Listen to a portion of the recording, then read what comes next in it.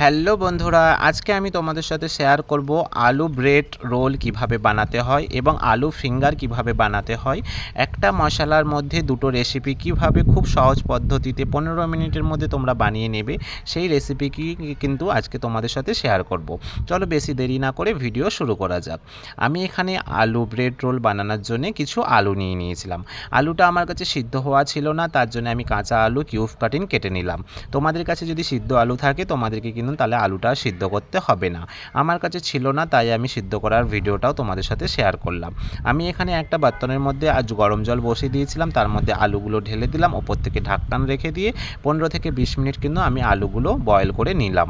এবার আমার আলুটা সিদ্ধ হয়েছে কিনা তার জন্য আমি একটা চাকুর সাহায্য থেকে দেখে নিলাম আমার আলুটা এখানে সিদ্ধ হয়ে গেছে। আমি আলুটা জল থেকে বের করে নিয়েছিলাম এবং একটা ছোট বাতনের মধ্যে ঢেলে আমি আলুটাকে একটা গ্লাসের সাহায্য দিয়ে ভেঙে নিচ্ছি এবং মিশিয়ে নেব। কেননা আলুটা গরম ছিল, আমি হাত দিতে পারতাম না, তার জন্য আমি একটা গ্লাসের মধ্যে দিয়ে আলুটাকে মেখে নিলাম।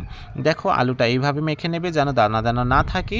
এবার একটা আমি চামচের সাহায্য দিয়ে একটু উল্টে পাল্টে দেবো, ঠান্ডা করে নেব, কারণ গরম আলুর মধ্যে আমি মশলা দিয়ে মিক্স করতে পারবো না, তার জন্য আমি আলুটা উল্টে পাল্টে একটু ঠান্ডা করে নিলাম।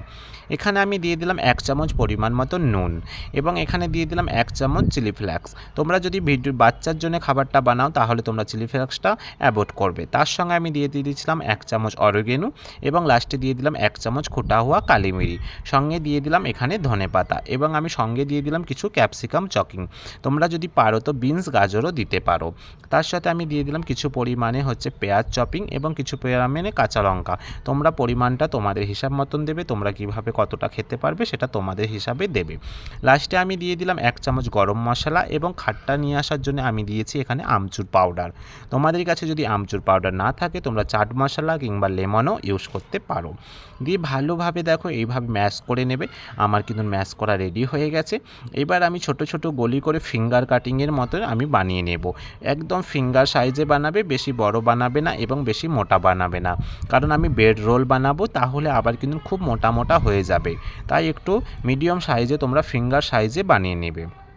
ব্রেড রোল বানানোর জন্যে তোমাকে এখানে ব্রেড লাগবে। তুমি যতগুলো ব্রেড বানাবে ততগুলো ব্রেড নিয়ে নেবে, যতগুলো রোল বানাবে ততগুলো ব্রেড নিয়ে নেবে। ব্রেডের সাইডেরগুলো কেটে কেটে তোমরা ফেলে দেবে, তবে ব্রেডটা ফেলবে না, কারণ ব্রেডটা আবার ব্রেড ক্রাম্বস কিন্তু তুমি বানিয়ে নিতে পারবে।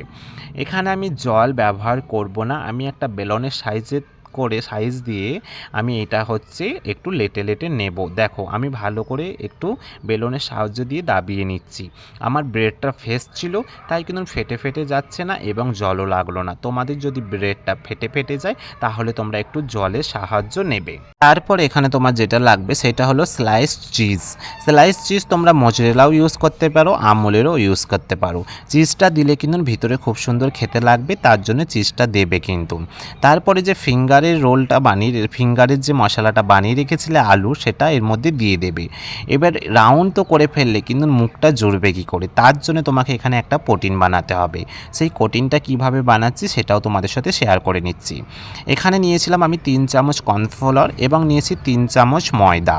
তার সঙ্গে অ্যাড করে দিলাম কিছু পরিমাণে নুন এবং কিছু পরিমাণে দিয়ে দিলাম এখানে চিলি ফ্লেক্স, দিয়ে ভালো করে এটাকে ম্যাশ করে নিলাম। তারপরে আমি এখানে যেটা ইউজ করব সেটা হলো জল কিন্তু তোমরা একবারে পুরোটা ইউজ করবে না, তাহলে কিন্তু ডালা ডালা ভাব চলে আসবে, ভালোভাবে ম্যাশ হবে না। তাই অল্প অল্প জল দিয়ে ভালো করে ম্যাশ করে নেবে। আর এখানে কোটিংটা একটু কিন্তু পাতলা বানাতে হবে, না হলে কিন্তু কোটিংটা খুব মোটা হয়ে যাবে এবং কাঁচা কাঁচা খেতে লাগবে। দেখো আমি আবার কিছু পরিমাণে জল দিয়ে দিয়েছি। দেখো ঠিক এইভাবে পাতলা কিন্তু করে নেবে কোটিংটা। দেখো কতটা পাতলা আছে, এইভাবে পাতলা নিয়ে একটা চামচের একটা সাহায্য নিয়ে ভালো করে দেখো ব্রেডের সাইডে তোমরা এটা দিয়ে দেবে। দিয়ে দেখো মুখটা জুড়ে গেল, এটা কিন্তু খুলবে না। এখানে আলুর সাইজটা একটু ছোট ছিল, ব্রেডের সাইজটা বড় ছিল, তাই আমি একটু সাইড থেকে কেটে কেটে নেব। তোমরা তোমাদের পরিমাণটা তোমরা দেখে নেবে এবং আলুর সাইজে যেন ব্রেডটা থাকে সেটাও তোমরা একটু দেখে নেবে।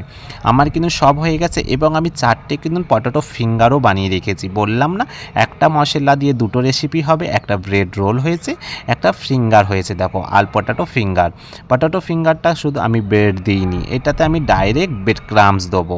দেখো ব্রেড ক্রাম্বস, তোমাদের কাছে যদি ব্রেড ক্রাম্বস না থাকে তোমরা ব্রেড রোস্ট করে নিয়ে ব্রেড ক্রাম্বস বানিয়ে নিতে পারবে খুব সহজে, সেটাও কিন্তু খেতে খুব ভালো লাগবে। দেখো এইরকম পদ্ধতিতে, সেম পদ্ধতিতে ব্রেড ক্রাম্বসগুলো কিন্তু লাগিয়ে নেবে। এবং পটেটো ব্রেড রোল যেটাও বানাচ্ছিল সেটাও কিন্তু সেম পদ্ধতিতে তোমরা হচ্ছে ব্রেড ক্রাম্বসটা লাগিয়ে নেবে।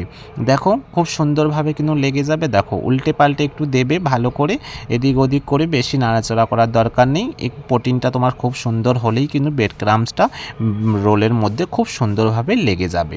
দেখো কি সুন্দরভাবে লেগে গেল।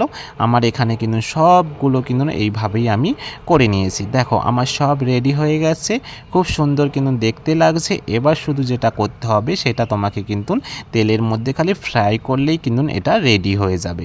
এখানে আমার তেলটা গরম ছিল, তেলটা একটু মিডিয়াম টু হাই গ্যাসে রাখবে, না হলে কিন্তু অয়েলটা ঢুকে যাবে হচ্ছে ব্রেডের ভিতরে, না হলে কিন্তু ব্রেডের ভিতরে ঢুকবে না। তুমি যদি স্লোতে রাখো তাহলে ঢুকে যাবে, হাই রাখলে কিন্তু ঢুকবে না। তাই দেখো আমি এখানে সব কিছু ফ্রাই করে নিচ্ছি খুব সুন্দরভাবে। দেখো আমি তোমাকে উঠিয়ে দেখাবো, একটুকু এর মধ্যে তেল যাবে না। আর খুব সহজ একটা পদ্ধতি, বাড়িতে 15 মিনিটের মধ্যে তুমি কিন্তু বানিয়ে নিতে পারবে এই রেসিপিটা, এবং বাচ্চাদের সকালে টিফিনেও কিন্তু তুমি এটা বানিয়ে দিতে পারবে। কতটা পরিমাণে ক্রিস্পি হয়েছে দেখো, আমি একটা ভেঙে দেখালাম, কত সুন্দর লাগছে দেখো চিজি। আশা করি ভিডিওটা ভালো লাগলো, একটা লাইক, একটা কমেন্ট, একটা শেয়ার করে দিবে। Thank you.